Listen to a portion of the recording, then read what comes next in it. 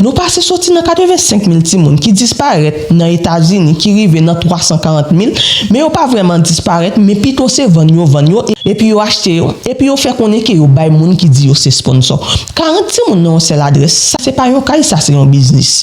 Et bien c'était déclaration ça. Il y a partenaire ton moment te déclaré dans interview côté go a mettre tête ensemble avec ton moment pour suivre trace timoun immigrants qui victimes qui disparaissent pour le réunir avec famille. Mais nous tous connaissons que dans dossier masse déportation ça il y a pile sensation qu'a fait sur tout réseau qui cause un pile parents père voyer timoun l'école et un pile moun père le travail à cause masse déportation ça. Ton moment que nous tous connaissons qui est en charge masse déportation ça. Il était interviewé par plusieurs plateformes sous dossier masse déportation parce qu'il y a un pile mais qui pas vrai cap circuler sur tout réseau. Il était décidé de pencher sur ça pour le bailler quelques détails sur masse déportation ça et qui est a déporté. Mais ton moment te tout répondre Selena Gomez qui t'a crié pour mexicain y a déporté yo. Ton moment te répondre Selena ak l'autre monde qui gen même opinion ak li. Côté te fait connaître que si yo paré mais ça qu'a fait là c'est pour y aller dans congrès et puis changer loi. Et ton moment te ajouté que yo pral faire opération ça sans excuse. Mais dans interview ton moment te démenti un paquet remède et préciser sur quelques points déportation ça. Côté il te démenti remède qui t'a voulu faire quoi que immigration entrant dans l'école pour déporter timoun. Ton moment te fait connaître que yo pas t'a chambre entrer dans l'école élémentaire pour y aller déporter moun. Parce que yo connaît ça qu'a fait gros impact sur élèves yo.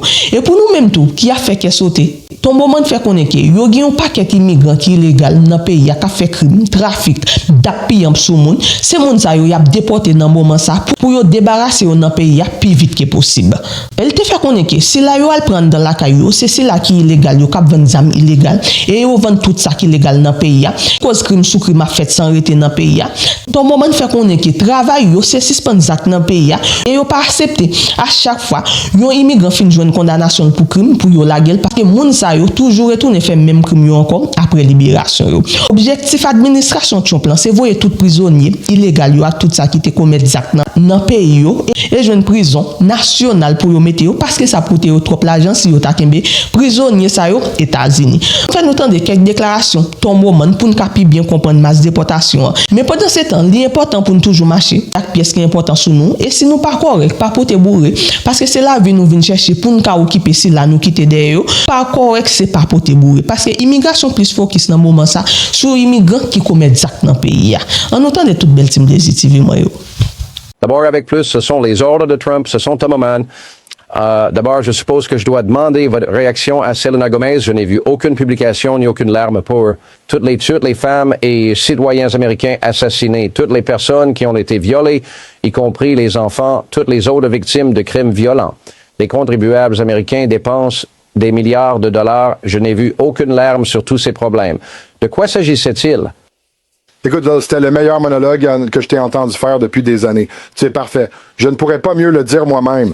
Nous avons 250 000 d'Américains morts à cause du fentanyl à travers la frontière ouverte. Où sont les larmes pour eux? J'ai rencontré des centaines de mères et de pères d'anges qui ont été séparés de leurs enfants parce qu'ils les ont enterrés, parce qu'ils ont été tués par des immigrés illégaux. Nous avons 1,5 million d'enfants qui ont été victimes de trafic sexuel dans ce pays, séparés de leurs familles, mis entre les mains de cartels criminels. À être introduits en contrebande dans le pays, cette administration ne peut pas en retrouver plus de 300 000. Où sont les larmes pour eux? Excellent monologue. Je suis d'accord avec vous à 100%. Oui, je veux dire, combien d'enfants pensons-nous qu'il manque actuellement? Environ 350 000. Combien de terroristes connus savons-nous qu'il y a dans ce pays ou le savons nous-mêmes? Combien de membres de cartels connus sont dans le pays ou le savons nous-mêmes ou de membres de gangs? Savez-vous? Nous n'avons aucune idée. Nous avons 2,2 millions de passages non interceptés connus. Nous le savons parce qu'ils sont sur vidéo, trafic de drones, trafic essentiel. 2,2 millions de personnes ont franchi la frontière. Nous ne savons pas qui elles sont, d'où elles viennent, ni pourquoi elles sont ici, mais elles ont payé plus pour s'enfuir. Elles ne voulaient pas se rendre et obtenir un billet d'avion gratuit pour la ville de leur choix. Une chambre d'hôtel gratuite pour 3 repas par jour, des soins médicaux gratuits. Ils ont payé plus pour ne pas être pris en empreinte digitale, pour ne pas être vérifiés. Et cela a juste effrayé tout le monde, ça me fait peur. Au fait, nous regardons la base commune Andrews, Donald Trump partant sur Air Force One. Parfois, de temps en temps, les médias sont présents. S'il répond à des questions, on dirait qu'il se dirige directement vers Marine One ou peut-être qu'il passe devant. Je ne suis pas vraiment sûr. S'il va vers les micros, nous couvrirons cela en direct. Vous savez, je vous regarde être interviewé et c'est un peu surprenant pour moi. Vous savez, il s'inquiète du coup. Eh bien, combien cela coûte-t-il de nourrir, loger et offrir des soins de santé et de l'éducation? Et Kamala Harris voulait offrir des opérations de changement de sexe financées par les contribuables aux immigrants illégaux. Combien cela a-t-il coûté, Tom Oman? Nous dépensons plusieurs milliards de dollars chaque année pour des chambres d'hôtel gratuites, des vols gratuits, des soins de santé, nos systèmes scolaires, nos hôpitaux, nos centres de traumatologie, nos services sociaux, et cela à perpétuité pour probablement 20 millions d'étrangers en situation irrégulière. Cette opération va être coûteuse. À la fin, nous allons économiser des milliards de dollars aux contribuables. En plus, nous allons protéger leur sécurité nationale. En plus, les overdoses de fentanyl vont diminuer. Les crimes d'étrangers illégaux vont diminuer. Le trafic sexuel de femmes et d'enfants va diminuer. Cela vaut l'investissement. C'est un coût unique pour sécuriser cette nation et rendre l'Amérique sûre à nouveau. Ma plus grande peur, et je vous ai déjà posé cette question, c'est que nous avons ces terroristes connus, ces membres de cartels et ces membres de gangs dans le pays. Nous savons qu'ils sont ici. Nous ne savons pas où ils se trouvent. Nous ne savons pas où se trouvent beaucoup d'entre eux. C'était bien de voir cela. Que vos gars aient pu attraper le Trend Day à Araguar, 50 de ces gars le week-end dernier, je crois, au Colorado. Cependant, je dois imaginer que parmi des personnes de plus de 200 pays, ces terroristes connus ne le feraient-ils pas? Est-il sûr de supposer qu'ils complotent, qu'ils préparent et planifient une attaque contre notre pays? Absolument. Nous avons déjà arrêté 8 personnes du Tadjikistan planifiant une attaque terroriste. Heureusement, les services de renseignement les ont interceptés grâce à des communications. Mais la communauté du renseignement n'est pas parfaite. Ils ont manqué l'Afghanistan. Ils ont manqué le 9-11. Je suis donc d'accord avec Christopher Wray, même si je n'ai aucun respect pour Christopher Wray. Lui et moi sommes d'accord sur un point. Ce qu'ils ont fait à la frontière sud est la plus grande vulnérabilité de sécurité nationale que cette nation ait jamais vue. Nous voyons plus de signaux d'alarme que jamais auparavant. Quelque chose arrive et j'espère que le président Trump sera dans le bureau ovale quand cela se produira parce qu'il le prendra en main. J'ai dit que c'est une question de quand, pas de si, et je prie Dieu que je me trompe. Que savez-vous des agents de la patrouille frontalière échangeant des coups de feu avec les cartels de drogue mexicains dernièrement? Ils ont essuyé des coups de feu et ça va empirer, Sean, parce que le président Trump va sceller le frontière. Il va mettre les cartels hors d'état de nuire. Il a déclaré une organisation terroriste. Nous avons tout le gouvernement qui va démanteler ces gens et les effacer de la surface de la terre. Ils ne vont pas partir facilement. Nous les sortons du trafic, nous les sortons de la contrebande, nous les sortons du commerce de la drogue. Il va y avoir plus de violence à la frontière sud-ouest.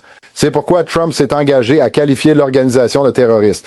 Il l'a fait. C'est pourquoi l'ensemble du gouvernement des États-Unis va s'occuper de ces personnes et les abolir. Nous allons les attaquer non seulement au Mexique, mais dans les 42 pays où le cartel de Jalisco est actuellement présent. L'administration Trump va les affronter comme il l'a fait avec le califat et nous allons les détruire. On collaborait pour traquer et arrêter des migrants criminels. Et il, comme vous pouvez le voir, nous rejoint maintenant. Merci beaucoup, monsieur, d'être ici. Nous avons tant de questions à vous poser. Tout d'abord, le président est-il satisfait de ces progrès? Je pense que le président est content, mais nous allons le rendre beaucoup plus heureux. Hier n'était que le premier jour. Ces descentes vont se dérouler dans tout le pays. Nous n'allons pas relâcher nos efforts. Nous allons appuyer sur l'accélérateur. Nous allons partir. Et comme je l'ai expliqué à plusieurs stations hier, l'ouverture va continuer à s'élargir. En ce moment, nous nous concentrons sur les menaces à la sécurité publique et à la sécurité nationale. Mais à mesure que nous élargissons l'ouverture, nous recherchons les fugitifs, ceux qui ont eu droit à une procédure légale à grands frais pour le contribuable. Il y en a plus d'1 million, 400 000. Ils sont sur la table. Toute personne dans le pays illégalement est sur la table. Mais nous allons les poursuivre dans un ordre de priorité qui a du sens. Les pires en premier. Laissez-moi vous poser quelques questions sur votre voyage à Chicago. Tout d'abord, pourquoi vouliez-vous aller à Chicago? Avez-vous l'intention de visiter d'autres villes comme Chicago? Et quelle a été la réaction lorsque vous avez parlé aux forces locales comme la police locale? Eh bien, écoutez, je suis allé à Chicago plusieurs fois. J'ai rencontré les pasteurs noirs, j'ai rencontré la communauté. Ils demandaient désespérément une action d'ICE à cause de la criminalité à Chicago. Je leur ai promis que nous serions là-bas. J'ai aussi promis au maire de Chicago que je viendrais à Chicago, même s'il a dit que je n'étais pas le bienvenu, et avec le gouverneur Pritzker. Et en plus, il y a quelques jours, Pritzker ont mis sur les réseaux sociaux qu'ICE était dans une école primaire. Donc, je voulais préciser qu'ICE va faire ce travail. Peu importe s'ils vont nous aider ou non. En ce qui concerne la communauté locale, rien que des applaudissements en traversant l'aéroport, des applaudissements en marchant dans les rues. Nous nous sommes arrêtés à un poste de police pour une pause et avons fait un long détour. Et chaque uniforme dans ce bâtiment est venu, nous a serré la main et nous a remercié d'être là et de les aider à rendre leur communauté plus sûre. D'accord. Alors Tom, nous regardons une vidéo sur notre écran, par exemple de Chicago durant le week-end. En particulier, la dernière vidéo était dimanche. D'accord, voici une autre vidéo. Une était vous, les agents frappant à la porte de la personne, la sortant et l'amenant au véhicule fédéral. Alors, pouvez-vous nous donner une idée comme? Est-ce que chacune de ces personnes sont sont-elles toutes bourrées, des criminels, des membres de gangs, chacune d'elles? Qu'avez-vous pu déterminer exactement et que pouvez-vous nous dire? Hier et pendant l'opération à laquelle j'ai participé, je peux vous dire que nous avons arrêté plus de 9 membres du TDA, 10 membres du DAW. Quelques-uns d'entre eux sont poursuivis pénalement parce que l'un d'eux vendait des armes. Voici un membre d'un gang étranger illégal aux États-Unis vendant des armes illégales. Deux autres membres de gang. Et certaines de ces armes avaient ce qu'ils appellent un switch. Le switch est ajouté à l'arme pour la rendre entièrement automatique. Cela transforme un pistolet Glock en mitraillette. Donc nous avons arrêté beaucoup de membres du TDA. Je sais que nous avons arrêté 2 immigrants illégaux qui avaient des condamnations pour meurtre et qui se promenaient dans la rue. Nous avons arrêté au moins 7 prédateurs sexuels, principalement des prédateurs d'enfants.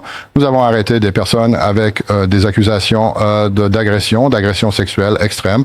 Ce sont tous des mauvaises personnes, menaces pour la sécurité publique. Ils ne devraient pas se promener dans les rues de Chicago. S'il n'était pas une ville sanctuaire, nous aurions dû les arrêter en toute sécurité dans une prison plutôt que de les libérer dans la communauté, augmentant ainsi le risque de crime et d'agression pour la communauté. Alors, quelque chose de fou s'est produit à Chicago à la fin de la semaine dernière. 2 agents des services secrets sont allés dans une école élémentaire locale parce qu'ils enquêtaient sur une menace faite sur TikTok. Ils se sont identifiés au directeur de l'école. Ils ont même laissé des cartes en disant « Regardez, si vous voulez nous recontacter, voici comment faire ». Soudain, l'histoire est devenue que c'était des agents de l'ICE qui sont allés dans cette école, Tom. Et Pedro Martinez, le PDG des écoles publiques de Chicago, a dit ceci. Écoutez ici. Nous avons eu des individus qui sont venus dans l'une de nos écoles, l'école élémentaire Hamlin, qui ont présenté des documents et ont dit qu'ils étaient de l'ICE. Et donc, notre personnel a suivi les protocoles.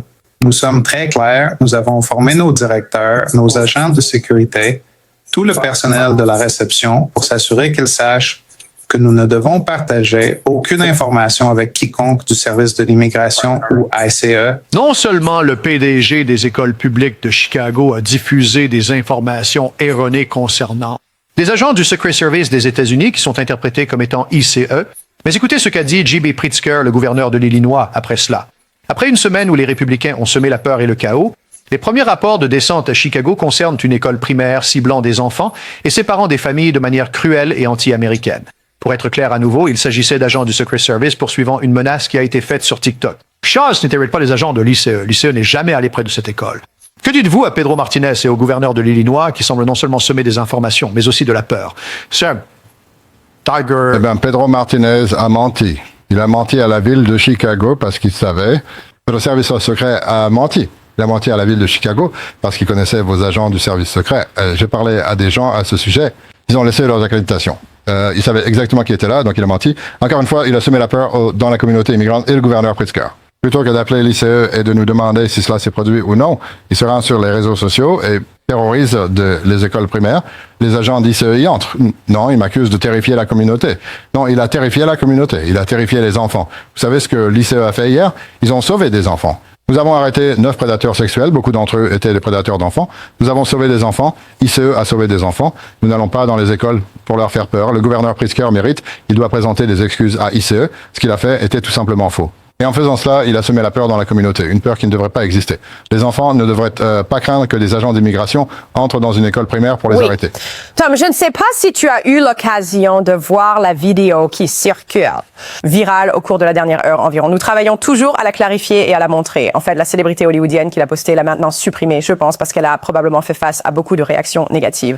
Notons même que les sondages du New York Times et de Fox News montrent qu'une majorité de répondants américains sont en faveur des expulsions de criminels et de membres de gangs. Elle a publié une vidéo en pleurs. Elle pleurait dedans. Elle a dit « Tous mes gens se font attaquer avec l'image d'un drapeau mexicain ». Encore une fois, elle a maintenant retiré cela. Mais que dites-vous à ceux qui sont là-bas qui disent cela? Que ce sont des gens ordinaires. Ce sont des familles qui sont attaquées et traînées hors de chez elles. Comment répondez-vous à cela? Je ne pense pas que nous ayons arrêté des familles. Nous avons arrêté des menaces à la sécurité publique et à la sécurité nationale, point final. Et vous voyez, le président Trump a gagné l'élection sur cette question, sécuriser notre frontière et sauver des vies. Ce qui s'est passé à notre frontière sud ces 4 dernières années, la plus grande menace à la sécurité nationale que ce pays ait connue, au moins de mon vivant, parce que nous avons plus de 2. Aujourd'hui, l'ICE dit avoir effectué 1179 arrestations. Combien de ces personnes ont été condamnées pour des crimes aux États-Unis? J'ai tous les chiffres exacts avec moi, mais je vais vous donner un exemple. J'étais à Chicago hier pour cette opération et tout le monde, sauf, je crois, 4 étaient des arrestations collatérales. Tous les autres étaient des criminels. Et quand je suis parti à la fin de mon service, nous avions déjà, je crois, 9 formés pour l'Iowa. 2 d'entre eux étaient en fait accusés de crime parce qu'il y avait, voici un membre de gang étranger illégal aux États-Unis vendant des armes illégales dans le quartier et ils ont même vendu les dispositifs de conversion qui transformaient l'arme en des mitrailleuses entièrement automatiques. Nous avons arrêté, je pense que nous avions un total de 7 prédateurs sexuels, des crimes sexuels contre des enfants. Nous avions 2 étrangers en situation irrégulière condamnés pour meurtre qui ont été relâchés par la prison de cet État dans les rues. Donc tout le monde que nous avons arrêté à Chicago hier représentait une menace significative pour la sécurité publique. Il y a eu plusieurs arrestations collatérales qui se sont produites lorsque nous avons arrêté le malfaiteur. Donc cette opération est actuellement concentrée sur les menaces à la sécurité publique et à la sécurité nationale à travers le pays. Donc, la majorité de ceux d'hier avaient un casier judiciaire. Et pensez-vous que la majorité des chiffres d'aujourd'hui ont un casier judiciaire? Je ne verrai pas ces chiffres avant minuit ce soir. Mais encore une fois, nous nous concentrons sur les criminels, mais je pense que vous et moi en avons déjà discuté, mais dans les villes sanctuaires, vous allez voir un plus grand nombre d'arrestations collatérales. Je veux dire, nous allons avoir plus de criminels, mais il va y avoir un grand nombre de ce que nous appelons collatéral, parce que quand nous sommes forcés d'aller dans le quartier pour trouver le mauvais, il sera probablement avec d'autres. Et nous n'allons pas dire aux agents de l'ICE d'ignorer leur serment, d'ignorer la loi. S'ils sont ici illégalement, ils iront aussi en prison. Et c'est pourquoi je supplie les villes sanctuaires. Laissez-nous arrêter le méchant en prison où la communauté est en sécurité, l'officier est en sécurité, l'étranger est en sécurité. En forçant la communauté, vous allez obtenir exactement ce que vous ne voulez pas. Quand vous dites, plus d'agents dans le quartier et plus d'arrestations collatérales. Quand vous parlez d'une arrestation collatérale, vous voulez dire quelqu'un qui n'a pas de casier judiciaire, mais qui est ici, est un immigrant sans papier. Ils sont tout de même expulsés, n'est-ce pas? Vous ne les laissez pas retourner dans leur quartier ou à leurs emplois, n'est-ce pas? Oui, s'ils sont dans le pays illégalement, ils vont aussi être arrêtés. Maintenant que vous êtes officiellement en poste, cela fait environ 1 semaine que vous avez commencé. Nous vous avons parlé la dernière fois avant que vous n'entriez officiellement dans ce rôle. Avez-vous un meilleur objectif concernant le nombre total de personnes que vous souhaitez expulser? Autant que possible. Mon objectif est, je pense que réussir, c'est éliminer chaque criminel, membre de gang hors de ce pays, toute menace à la sécurité publique, étranger en situation illégale hors de ce pays, tout trafiquant d'enfants, étranger en situation illégale hors de ce pays. Ensuite, cette ouverture s'ouvre, n'est-ce pas? Nous avons 1 400 000 étrangers en situation illégale dans ce pays qui ont eu droit à une procédure régulière à grands frais pour les contribuables. Ils ont déjà été expulsés par un juge fédéral et ne sont pas partis. Ils sont devenus des fugitifs. Et ensuite, nous allons donc continuer à ouvrir cette ouverture et à appliquer la loi sur l'immigration. Et combien de Je temps? demanderai à ceux qui sont légalement dans le pays, ceux qui n'ont pas d'ordre final, ceux qui n'ont pas été ordonnés par le juge de l'immigration, si vous êtes dans le pays légalement, vous devriez partir. Parce que si nous devons vous expulser formellement, vous pouvez faire face à une interdiction de 5 à 20 ans de jamais revenir, que ce soit comme étudiant, avec un visa de visiteur, un visa de touriste, ou par une pétition d'un enfant citoyen américain. Si vous êtes dans le pays légalement, que vous n'avez pas été expulsé, partez et revenez de la bonne manière, car il y aura d'autres opportunités. Vous parlez de s'attaquer d'abord aux menaces sur la sécurité publique, aux menaces sur la sécurité nationale, mais vous venez de dire que l'ouverture va s'élargir, c'est-à-dire la portée des personnes que vous allez cibler. Combien de temps prévoyez-vous avant d'entrer dans cette prochaine phase où l'ouverture se sera élargie? Très bientôt, je veux dire, les villes refuges rendent les choses très difficiles. Pour arrêter les criminels. Par exemple, Chicago, très bien éduqués, ils ont été formés à défier ICE, à se cacher des ICE. Et j'ai vu de nombreux dépliants, de nombreuses ONG. Voici comment échapper à l'arrestation par ICE. Et voici ce que vous devez faire. Ils appellent cela « Connaissez vos droits ». Je l'appelle « Comment échapper à l'arrestation ». Il y a un mandat d'arrêt et ils vous disent comment vous cacher de ICE. N'ouvrez pas votre porte, ne répondez pas aux questions. Vous pouvez appeler cela « Connaissez vos droits » autant que vous le souhaitez, mais il y a un ordre pour le retrait. Un juge fédéral a ordonné leur déplacement. C'est une procédure régulière, une grande dépense pour les contribuables. Ils doivent partir. Mais si nous devons jouer à ce jeu du chat et de la souris, c'est ce que nous allons faire pour chacun d'eux disparus. En ce qui concerne la façon dont vous communiquez cela, évidemment, mais vous avez parlé publiquement. Nous savons que les responsables, Esther, ont été informés d'être prêts à être devant les caméras, les agents également, qu'ils pourraient être présents lors de ces arrestations. Nous avons vu que le Dr. Phil était avec et intégré à l'une de vos équipes. Combien de réflexions mettez-vous pour créer ce genre de moment conçu pour la télévision afin de diffuser votre message publiquement ou quel que soit votre objectif stratégique ici? Eh bien, regarde, nous avons Christine Noem qui, tu sais, a obtenu son vote ce week-end. Tu verras beaucoup plus de la secrétaire du DHS. Elle sera ici pour parler beaucoup plus. Le nouveau commissaire de la CBP qui est en cours de nomination. Rodney Scott, il va donner du pouvoir au chef des agents de patrouille pour parler. Nous voulons que tous les responsables de première ligne parlent à travers le pays.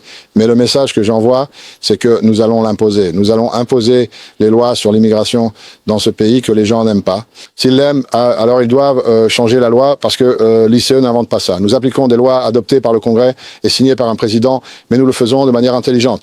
L'administration Trump, au début, disait que nous allons nous concentrer sur les menaces à la sécurité publique et à la sécurité nationale dans tout le pays. Les pires d'abord, et c'est ce que nous faisons. Mais comme j'aime le dire, au fur et à mesure. Vous savez, nous n'allons pas dire que c'est acceptable pour 1,4 million d'étrangers en situation illégale d'ignorer une ordonnance de juge de se faire expulser. Alors, ils seront les prochains. Et nous allons continuer à élargir cet éventail. Donc, nous envoyons un message. Ce n'est pas acceptable d'être dans ce pays illégalement. Ce n'est pas acceptable d'entrer dans ce pays illégalement. Est-ce un crime? Et il va y avoir des conséquences. Pouvez-vous share un chiffre du nombre de personnes que vous aimeriez voir expulsées d'ici l'année prochaine à cette période? Je n'ai pas de chiffre. Autant que nous pouvons en arrêter et déporter. Mais pas de numéro de nous ferme. allons appliquer la loi. S'ils sont ici dans le pays illégalement, s'ils sont dans le pays illégalement, ils ont un problème et ils ne sont pas exclus. Oui, mais concernant les chiffres, vous avez été clair sur le fait que votre succès dans cet effort dépendra de combien d'argent vous pourrez obtenir du Congrès. Maintenant que vous êtes dans ce rôle, savez-vous combien d'argent, quel genre de budget vous auriez besoin pour expulser les personnes que vous dites être des menaces pour la sécurité publique, des menaces pour la sécurité nationale, et aussi les 1 200 000 auxquels vous venez de faire référence qui ont reçu des ordres d'un juge? 1 400 000. Et oui, nous avons besoin de plus de 100 000 lits. En ce moment, nous avons environ 34 000 lits. Nous les remplirons en une semaine. Donc, nous avons besoin d'au moins 100 000 lits. Nous en avons besoin de plus. Vols aériens internationaux. Nous avons besoin de plus de transports terrestres. Nous avons besoin de plus d'argent pour embaucher plus d'agents et d'agents de frontières. Et c'est pourquoi nous apportons en ce moment. Tout le gouvernement vient dans l'opération de Chicago. Et chaque opération à travers le pays. Maintenant, nous avons DEA, nous avons FBI, nous avons les Marshals des États-Unis, nous avons ATF, nous avons HSI, nous avons ERO. Donc, en ce moment, nous faisons intervenir tout le gouvernement dans cela pour que nous puissions créer plus d'équipes et arrêter plus de personnes. Donc, cette dynamique change constamment. Et selon la ville, est-ce une ville sanctuaire ou non? Oui, vous les utilisez comme un multiplicateur de force. Mais quand il s'agit de l'argent réel dont vous aurez besoin du Congrès pour obtenir plus de lits et pour embaucher plus d'agents, le Congrès n'est pas fiable, comme je suis sûr que vous le savez bien en termes de ce qu'ils peuvent faire passer. Je sais qu'ils croient que c'est une grande partie du programme de Trump, mais si vous n'obtenez pas ce dont vous avez besoin du Congrès, pouvez-vous atteindre ce que vous essayez d'atteindre ici? Nous allons faire tout ce que nous pouvons avec ce que nous avons et nous allons faire reposer autant que possible. Cependant, vous avez raison, nous pouvons avoir plus de succès si nous avons plus d'argent, si nous pouvons acheter plus de lits. Parce qu'à chaque fois que nous faisons reposer un immigrant clandestin et nous ne les expulsons simplement pas ce jour-là, nous devons les détenir pendant quelques jours ou quelques semaines pour obtenir des documents de voyage, obtenir des droits de débarquement dans leur pays d'origine. Donc plus nous avons d'argent, plus nous pouvons faire. Monsieur Homan, j'ai encore quelques questions pour vous, si vous pouvez rester quelques minutes avec nous. Nous allons faire une courte pause et nous reviendrons avec Monsieur Tom Homan, le tsar des frontières de Trump, après une courte pause publicitaire. Et nous sommes de retour avec le tsar des frontières du président Trump, Tom Homan, dont le nom a été mentionné lors de l'audience de confirmation pour la nouvelle secrétaire à la sécurité intérieure, Kristi Noem. Je suppose que je suis incertain quant au rôle et responsabilités concernant votre poste et celui de Tom Homan. Comment allez-vous travailler avec Monsieur Homan? Quelle est la répartition des tâches? J'essaie de mieux comprendre qui est responsable. Oui, Tom Homan est un être humain incroyable qui a plus de 30 ans d'expérience. Oui, Tom Homan est un être humain incroyable qui a plus de 30 ans d'expérience. Expérience incroyable. Oui, à la frontière et à l'intérieur. J'essaie de et réfléchir au processus de prise de décision concernant votre travail. Par exemple, donnera-t-il des ordres directement à CBP, ICE, USCIS? Tom Homan a un accès direct au président. Il est conseiller du président, le tsar des frontières. Je serai évidemment, si je suis nominé et confirmé et mis dans la position de secrétaire du département de la sécurité intérieure et responsable des autorités que nous avons et des actions que nous menons. Monsieur Hellman est de retour avec moi. Et qui est que la personne qui donnera ses ordres, la Kinger, à la question du sénateur là-bas, aux agents de l'ICE, à la patrouille frontalière?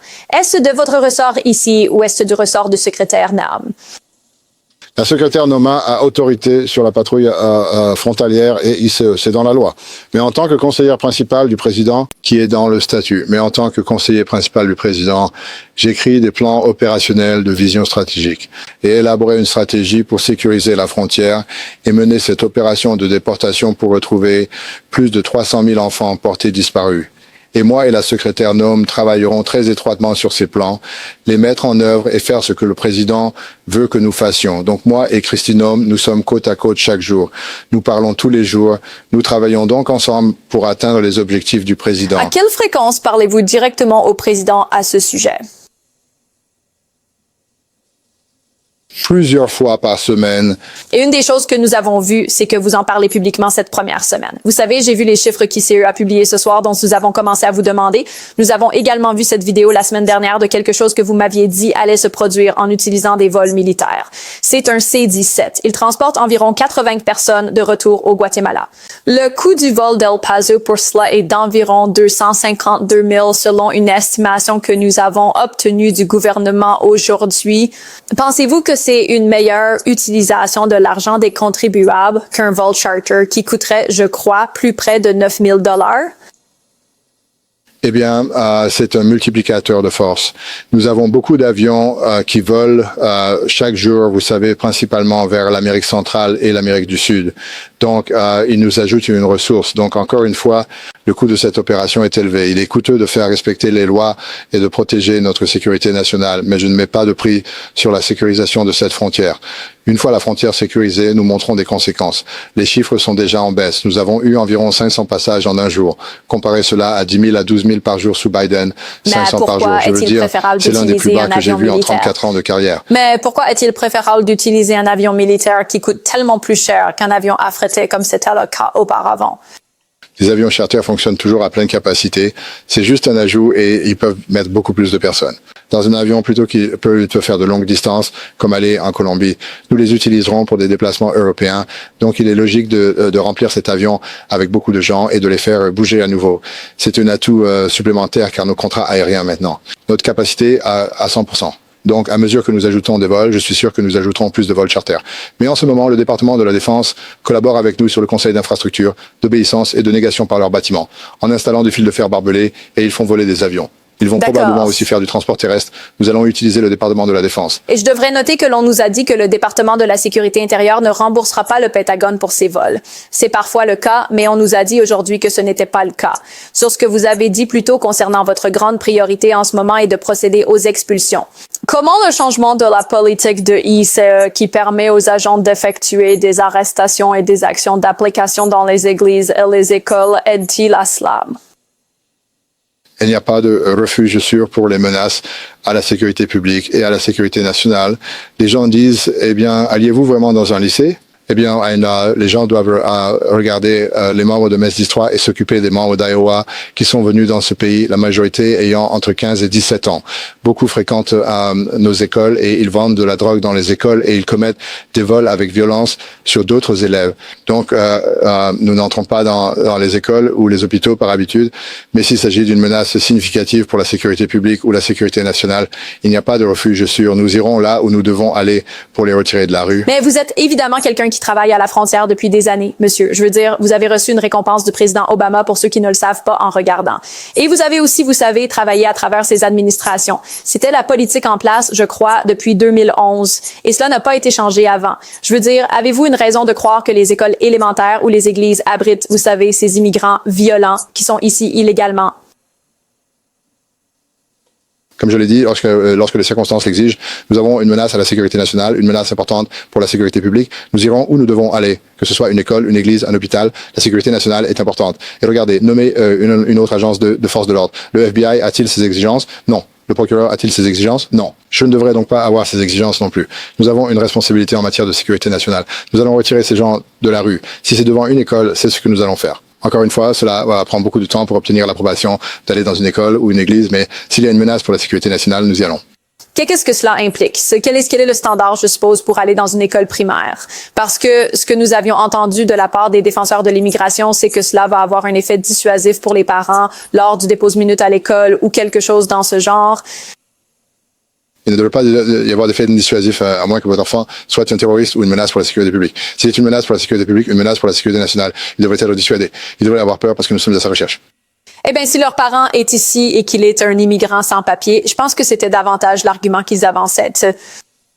Ils ne sont pas écartés non plus. Je veux dire, dans un pays illégalement, ils ont un problème. Je veux dire, c'est pas acceptable. Écoutez, ce n'est pas acceptable d'entrer dans ce pays illégalement. C'est un crime et c'est comme ça que cela doit être. Je ne me sentirais pas à l'aise si j'étais en Suisse illégalement. Donc, nous voulons appliquer les lois dans ce pays. Vous savez, les écoles et les églises et un sens du lieu étaient une politique seulement pour nous, uniquement pour l'immigration, n'est-ce pas? Mais les menaces à la sécurité nationale et à la sécurité publique n'ont pas de refuge sûr dans ce pays et nous irons là où nous devons aller. Êtes-vous déjà allé dans des écoles ou des églises que vous connaissez personnellement? Pas encore de cette opération. En tous les cas, tête chargée, bagay yon pile problème pas fini. N'a continué remercier toute belle team des TV ça qui toujours là pour voir cadeau étoile by plateforme nan. Qui c'est Gendel Jean-Pierre qui toujours en première position, Junel Cotel qui en deuxième position, Marlène Nuit qui en troisième position, Yves Rose Jean-Baptiste qui en quatrième position, Fedian BA qui en cinquième position. Merci Love moi yo pour cadeau avec étoile qui nous toujours voir by plateforme nan. Et on merci général avec toute belle team des TV moi yo qui toujours là pour supporter travail ça, qui toujours là pour by love you, qui toujours là pour partager vidéo mais à chaque fois moi poster. Team des TV moi big up pour nous remettre nous en pile et nous même tout qui pas la peine tomber sur plateforme ça qui c'est Blazy TV n'a pas invité au venir joindre belle team ça qui c'est belle team Blazy TV parce que nous parler de tout ça qui fait actualité. Abonnez à la page, follow page pour nous toujours au courant de tout ça qui a passé. Nous même tout qui beaucoup abonner à la plateforme YouTube là qui c'est Blazy TV tout côté, sur TikTok qui c'est Blazy TV, sur Facebook qui c'est Blazy TV, follow page de tout côté pour nous toujours au courant de tout ça qui a passé. Team Blazy TV moi bisous pour nous love moi. Mes amis, quand donc causé dans pays Jésus, nous mettons tête nous tout à l'heure on va dire au bouquet avec déportation ça.